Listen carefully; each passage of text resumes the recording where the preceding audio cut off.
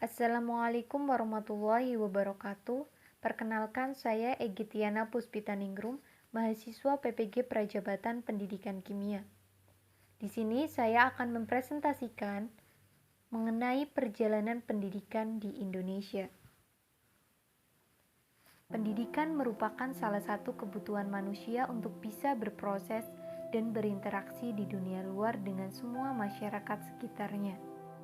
Pendidikan juga menjadi salah satu bekal terpenting di masa depan. Pendidikan di Indonesia sudah ada sejak zaman sebelum kemerdekaan dan sesudah kemerdekaan. Pendidikan masa prakolonial atau masa sebelum kemerdekaan. Ajaran agama menjadi landasan pendidikan pertama di Indonesia, dimulai dengan pendidikan Hindu-Buddha. Sistem pendidikan semenjak periode awal berkembangnya agama Hindu-Buddha di Indonesia sepenuhnya sudah bermuatan keagamaan. Pelaksanaan pendidikan keagamaan Hindu-Buddha berada di padepokan-padepokan. Kaum Brahmana pada masa Hindu-Buddha merupakan kaum yang menyelenggarakan pendidikan dan pelajaran. Adapun beberapa materi-materi yang dipelajari ketika pendidikan keagamaan Hindu-Buddha berlangsung, yaitu teologi, bahasa dan sastra, ilmu-ilmu kemasyarakatan, ilmu-ilmu eksakta, dan ilmu pasti. Selanjutnya adalah pendidikan Islam. Saudagar asal Gujarat pada abad ke-13 menjadi salah satu ciri-ciri dari mulainya pendidikan berlandaskan ajaran Islam di Indonesia. Ajaran agama Islam awal berkembang di kawasan pantai pesisir, sementara ajaran agama Hindu masih di kawasan pedalaman. Pada masa prakolonial, pendidikan agama Islam berbentuk pendidikan di pesantren, di musola atau langgar, dan pendidikan di madrasah. Selanjutnya adalah pendidikan Katolik dan Kristen Protestan. Pendidikan Katolik bermula dari abad ke-16 melalui orang-orang Portugis yang menguasai Malaka. Portugis memiliki usaha mencari rempah-rempah untuk dijual di Eropa dikarenakan saat itu harga rempah-rempah sangat mahal. Untuk mendidik anak-anak setempat, didirikanlah acara seminar-seminar. Namun, hanya sekitar setengah abad kekuasaan Portugis itu bertahan dan tidak berlangsung lama karena diusir oleh Spanyol. Kemudian, sistem pendidikan bercorak agama Kristen Protestan tersebar di bawah pengaruh bangsa Belanda di Indonesia.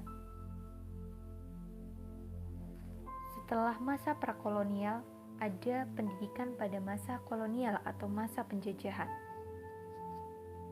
Semua bentuk pendidikan yang didirikan penjajah dipusatkan untuk membantu dan mendukung kepentingan penjajah. Kepentingan penjajah diantaranya sebagai berikut. Yang pertama, yaitu sebagai tenaga perang. Yang kedua, golongan ningrat dipilih untuk mempengaruhi pribumi. Yang pertama adalah masa penjajahan Belanda. Pendidikan pada masa Belanda, yaitu saat Belanda datang ke Indonesia, khususnya Pulau Jawa untuk berdagang dan menciptakan kekuasaan baru setelah berakhirnya kekuasaan Portugis pada akhir abad ke-16. Belanda yang bergabung dalam Badan Perdagangan VOC menganggap bahwa agama Katolik yang disebarkan oleh Portugis perlu digantikan dengan agama Protestan yang dianutnya.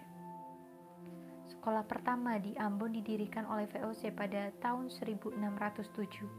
Pembelajaran yang diberikan yaitu membaca, menulis, dan sembahyang. Guru pendidik berasal dari Belanda dan mendapat upah. Salah satu alasan tidak ada susunan persekolahan dan gereja di Pulau Jawa karena Pulau Jawa tidak terkena pengaruh Portugis. Kondisi pendidikan pada zaman kolonial sangat memprihatinkan. Pendidikan hanya dikhususkan untuk bangsa Belanda. Baru pada tahun 1854, beberapa bupati menginisiasi pendirian sekolah kabupaten yang hanya mendidik calon pegawai negeri dan pembantu-pembantu kepunyaan Belanda. Kemudian terbentuk sekolah Bumi Putra yang hanya terdiri 3 kelas yang membantu dalam belajar membaca, menulis, dan menghitung seperlunya. Baru pada tahun 1920 muncul cita-cita baru untuk perubahan radikal dalam pendidikan dan pengajaran. Tahun 1922 terbentuk Taman Siswa sebagai gerbang emas kemerdekaan dan kebebasan kebudayaan bangsa yang merupakan simbol jiwa rakyat yang merdeka.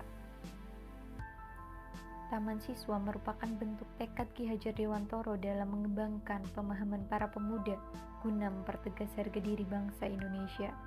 Dengan begitu, bangsa Indonesia dapat mengenyam pendidikan tanpa dibatasi kepentingan bangsa Belanda.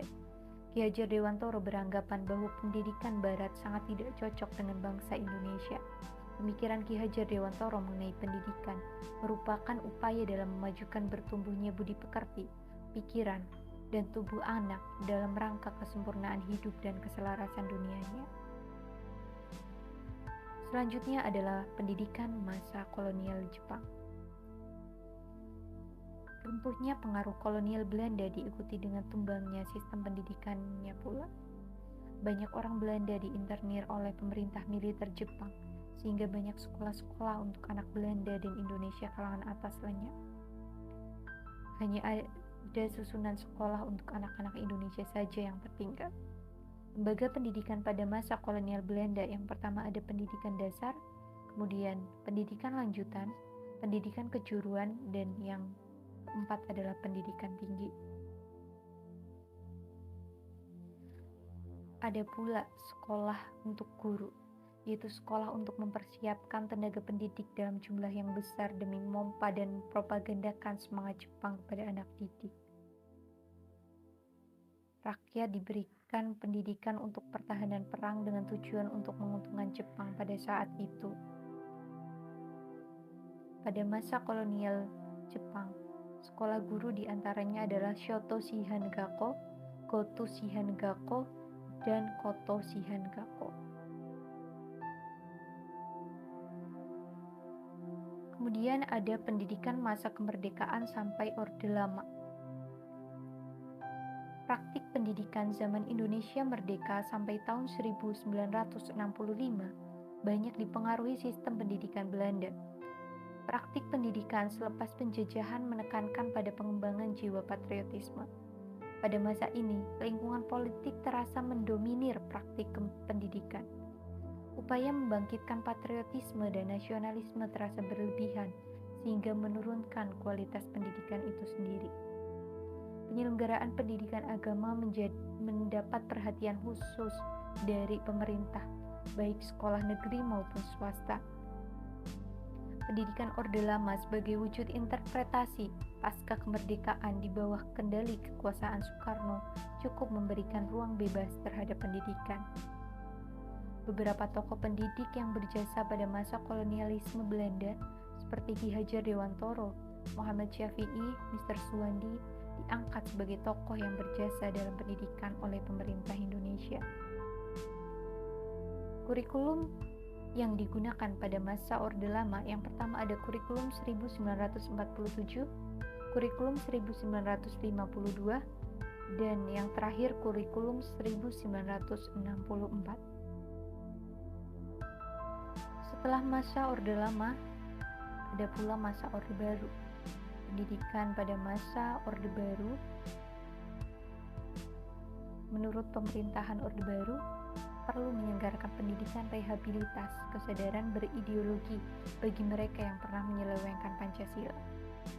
Orde Baru identik dengan ideologi dan slogan pembangunan. Kurikulum yang digunakan pada masa Orde Baru yaitu kurikulum 1968, kurikulum 1974, kurikulum 1984, dan kurikulum 1994.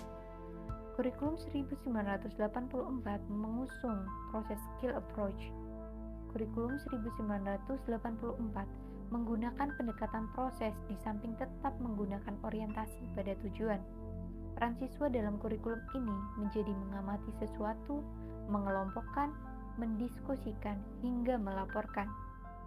Model ini disebut cara belajar siswa aktif atau CBSA. CBSA sendiri adalah pendekatan pengajaran yang memberikan kesempatan kepada siswa untuk aktif terlibat secara fisik, mental, intelektual, dan emosional dengan harapan siswa memperoleh pengalaman belajar secara maksimal baik dalam ranah kognitif, afektif, maupun psikomotorik. Setelah pendidikan masa Orde Baru, selanjutnya adalah pendidikan masa reformasi. Pada tahun 1998 dimulailah masa reformasi atau masa perubahan. Perubahan yang paling signifikan adalah adanya otonomi daerah, termasuk otonomi pendidikan. Pada masa ini, pendidikan diberikan ruang kebebasan untuk dapat berkembang. Pada era reformasi, kurikulum yang digunakan adalah kurikulum berbasis kompetensi pada tahun 2004, KTSP 2006, kurikulum 2013, dan saat ini menerapkan kurikulum merdeka. Kurikulum merdeka diterapkan dengan didasarkan pada pemikiran Ki Hajar Dewantoro. Artinya, kurikulum merdeka sesuai dengan akar kebudayaan bangsa Indonesia. Disimpulkan bahwa perjalanan pendidikan di Indonesia sangatlah panjang dari masa ke masa. Apapun bentuk pendidikannya, yang paling penting adalah untuk membentuk karakter seseorang. Meskipun memiliki sistem penerapan yang berbeda-beda, baik dari pendidikan agama, pendidikan masa penjajahan, sampai pendidikan pasca kemerdekaan, namun memiliki tujuan yang sama.